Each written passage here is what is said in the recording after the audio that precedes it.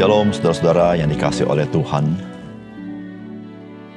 Lupa diri tidak sama dengan melupakan diri kita sendiri. Lupa diri itu artinya kita tidak bisa menempatkan diri secara proporsional sebagaimana seharusnya. Tetapi melupakan diri kita sendiri itu artinya kita tidak mementingkan diri kita sendiri. Saudara, panggilan Tuhan Yesus kepada kita adalah melupakan diri kita sendiri. Artinya, jangan mencari kepentingan diri kita sendiri. Tetapi saudara, kita tidak boleh lupa diri. Salam jumpa dalam program Tuhan adalah Gembalaku.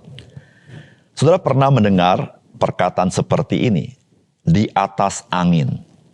Saudara, kata seperti ini sering kita dengar di dalam pertandingan olahraga tentunya ya. Ketika seorang pemain telah unggul di dalam pertandingan itu, maka seringkali komentator berkata dia berada di atas angin. Saudara, berapa banyak pemain yang tidak bermental juara pada saat seperti itu hendak menyelesaikan pertandingan secepat-cepatnya. Sehingga ia rela menguras tenaganya agar menang cepat. Saudara bisa menyaksikan baik dalam pertandingan tinju atau pertandingan bulu tangkis atau yang lain. Saudara, apa yang terjadi? Saudara, dia kalah. Saudara, pelajaran penting bagi kita adalah di atas angin itu belum Allah kemenangan. Tetapi berapa banyak orang merasa ia sudah menang ketika dia di atas angin. Saudara, kemenangan ditentukan bagaimana seseorang itu bersikap di dalam situasi yang krusial seperti itu, yang disebut dengan di atas angin. Saudara, dalam kehidupan penting sekali kita belajar takut akan Tuhan, supaya kita bisa menguasai diri. Mari kita membaca 2 Samuel pasal 2 ayat 1-7.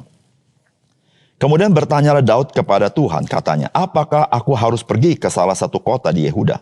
Firman Tuhan kepadanya, pergilah. Lalu kata Daud, kemana aku pergi? Firman-Nya, ke Hebron. Lalu pergilah Daud ke sana dengan kedua istrinya Ahinoam, perempuan Yisrael, dan Abigail, bekas istri Nabal, orang Karmel itu. Juga Daud membawa serta orang-orangnya yang mengiringinya masing-masing dengan rumah tangganya dan menetaplah mereka di kota-kota Hebron. Kemudian datanglah orang-orang Yehuda lalu mengurapi Daud di sana menjadi raja atas kaum Yehuda. Ketika kepada Daud diberitahukan bahwa orang-orang Yabes Gilead menguburkan Saul, maka Daud mengirim orang kepada orang-orang Yabes Gilead dengan pesan, diberkatilah kamu oleh Tuhan karena kamu telah menunjukkan kasih-Mu kepada tuanmu Saul dengan menguburkannya. Oleh sebab itu Tuhan kiranya menunjukkan kasih dan setianya kepadamu. Aku pun akan berbuat kebaikan yang sama kepadamu karena kamu telah melakukan hal yang demikian. Kuatkanlah hatimu sekarang dan jadilah orang-orang yang gagah perkasa sekalipun tuanmu Saul sudah mati dan aku telah diurapi oleh kaum Yehuda menjadi raja atas mereka. Saudara yang dikasihi oleh Tuhan, Daud sekarang berada di kota Siklak, yaitu daerah orang Filistin. Dia melakukan hal itu karena dia melarikan diri dari kejaran Raja Saul. Saat ini Raja Saul sudah meninggal. Saudara, Daud pernah diperintahkan oleh Nabi Gad agar dia berada di kota Yehuda. Oleh karena itu Daud bertanya kepada Tuhan, apakah ia harus kembali ke Yehuda? Saudara, apakah pesan firman Tuhan bagi kita? Yang pertama, rendah hati itu adalah menghormati Tuhan dengan mengakui kedaulatan Tuhan di dalam kehidupan kita. Saudara, firman Tuhan berkata demikian. Kemudian bertanyalah Daud kepada Tuhan, katanya, apakah aku harus pergi ke salah satu kota di Yehuda? Firman Tuhan kepadanya, pergilah. Lalu kata Daud, kemana aku pergi? Firman-Nya, ke Hebron. Lalu pergilah Daud ke sana dengan kedua istrinya Ahinoam perempuan Yisrael dan Abigail bekas istri Nabal orang Karmel itu. Juga Daud membawa serta orang-orangnya yang mengiringinya masing-masing dengan rumah tangganya dan menetaplah mereka di kota-kota Hebron. Saudara yang dikasihi oleh Tuhan, Daud bertanya kepada Tuhan, apakah dia harus kembali ke Yehuda? Saudara, jikalau kita pikir-pikir, maka sebetulnya Daud bisa saja tidak perlu bertanya kepada Tuhan. Sekarang tiba waktunya dia harus kembali ke Yehuda karena Saul sudah meninggal. Tetapi saudara, Daud tidak berbuat itu. Daud tidak melakukan segala sesuatu berdasarkan hawa nafsunya, supaya dia diakui oleh orang-orang Yehuda. Tetapi dia merendahkan diri di hadapan Tuhan, memohon pimpinan Tuhan. Apakah memang Tuhan ingin memimpin dia kembali ke Yehuda setelah dia melarikan diri? Saudara, Daud, dia menghormati Tuhan di dalam kedaulatannya. Bahkan dia bertanya, ke kota mana di Yehuda dia harus pergi? Dan dia mentaati ketika Tuhan berkata, ke kota Hebron. Saudara yang dikasihi oleh Tuhan, apakah itu rendah hati? Saudara, rendah hati pada esensinya, yang paling hakiki adalah ketika engkau dan saya menghormati Tuhan di dalam setiap aspek kehidupan kita. Apa artinya menghormati Tuhan? Engkau mengakui kedaulatan Tuhan dalam hidupmu. Itulah rendah hati. Rendah hati adalah menempatkan diri kita pada posisi yang sebenarnya. Di hadapan Tuhan, posisi kita adalah hamba. Dia adalah Tuhan kita. Dia adalah pencipta kita, kita ciptaannya. Dia adalah penebus kita umat tebusannya dan miliknya. Saudara, ketika kita mentaati dia, kita adalah orang yang rendah hati. Ketika kita berdoa, minta pimpinan Tuhan dalam hidup kita, kita adalah orang yang rendah hati. Saudara, orang yang rendah hati, dia tidak merasa diri lebih hebat daripada Tuhan. Tetapi dia tahu, dia banyak keterbatasan. Dan dia tahu Tuhan, dia Tuhan yang berdaulat atas hidupnya. Saudara, jadilah orang rendah hati. Sehingga engkau tidak salah mengambil keputusan. Engkau tidak mengambil keputusan berdasarkan kemampuan akal budimu. Engkau tidak mengambil keputusan berdasarkan untung atau rugi. Tetapi keputusan sebagai orang percaya kita ambil karena pimpinan Tuhan di dalam hidup kita.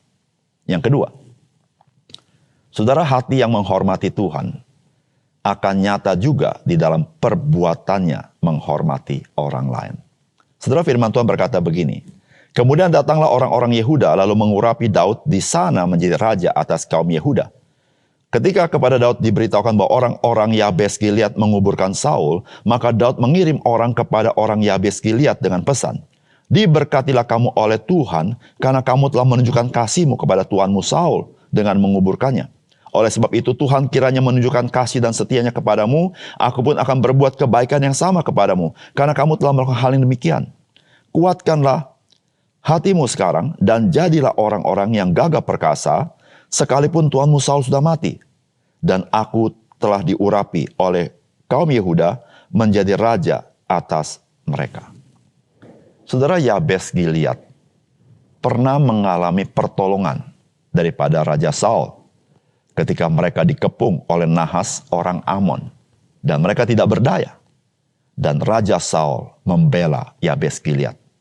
Saudara, Yabes Gilead, di dalam kematian Saul, Yabes Gilead berbuat kebaikan kepada Saul dengan menguburkan Saul dengan baik-baik. Saudara, bagaimana respons Daud? Saudara, Daud memuji apa yang diperbuat oleh Yabes Gilead. Saudara yang kasih dalam Tuhan, Daud menghormati Yabes Gilead di dalam kehidupan Daud. Mengapa, saudara? Karena Daud menghormati Tuhan. Saudara yang kasih dalam Tuhan, hati yang menghormati Tuhan membuat engkau dan saya bertindak dengan sepatutnya. Jikalau Daud tidak mempunyai hati takut akan Tuhan, Daud mungkin bisa membenci Yabes Gilead karena Yabes Gilead berbuat baik kepada Saul dengan menguburkannya. Tetapi saudara, Daud tidak berbuat demikian.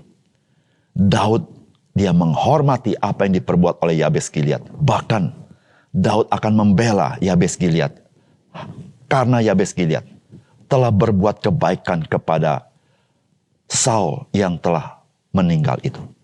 Saudara yang terkasih di dalam Tuhan, engkau dan saya pastilah orang-orang yang menghormati Tuhan. Tetapi pertanyaannya, saudara, apakah sikap hati menghormati Tuhan mendorong engkau dengan nyata engkau pun menghormati orang lain? Apapun, bagaimanapun orang itu. Karena engkau takut akan Tuhan. Karena engkau menghormati Tuhan. Maka engkau menghormati orang lain. Saudara yang kasih dalam Tuhan. Rasa hormat kepada orang lain, saudara, adalah ekspresi kita menghormati Tuhan. Karena Tuhan ingin sebagai orang percaya, engkau pun harus menghormati orang-orang yang Tuhan ciptakan, orang-orang yang Tuhan kasihi. Jikalau engkau dan saya tidak bisa menghormati orang yang terlihat dengan matamu, bagaimana engkau menghormati Tuhan? Saudara, rasa hormat kita kepada Tuhan nyata ketika kita menghormati orang lain. Kita menghormati pasangan kita menghormati orang tua kita menghormati anak-anak kita menghormati rekan kerja kita menghormati sahabat kita menghormati pemerintah kita menghormati mungkin oposisi kita menghormati orang yang mungkin berbuat jahat kepada kita. Semata-mata karena kita menghormati Tuhan yang telah menciptakan mereka bersama-sama dengan kita. Saudara, mari nyatakan rasa hormat kepada Tuhan dengan engkau menghormati orang lain di dalam kehidupanmu. Mari kita berdoa. Bapa surga, terima kasih untuk kebenaran firman Tuhan. Biarlah kami boleh menjadi orang Kristen yang tahu diri, menjadi orang Kristen yang tahu menempatkan diri sebaik-baiknya. Sehingga kami tidak merasa lebih tinggi daripada orang lain yang siap menghakimi orang lain. Kami tidak merasa lebih hebat dari orang lain sehingga kami boleh menghina orang lain. Tapi kami tahu ya Tuhan, kami menghormati Engkau.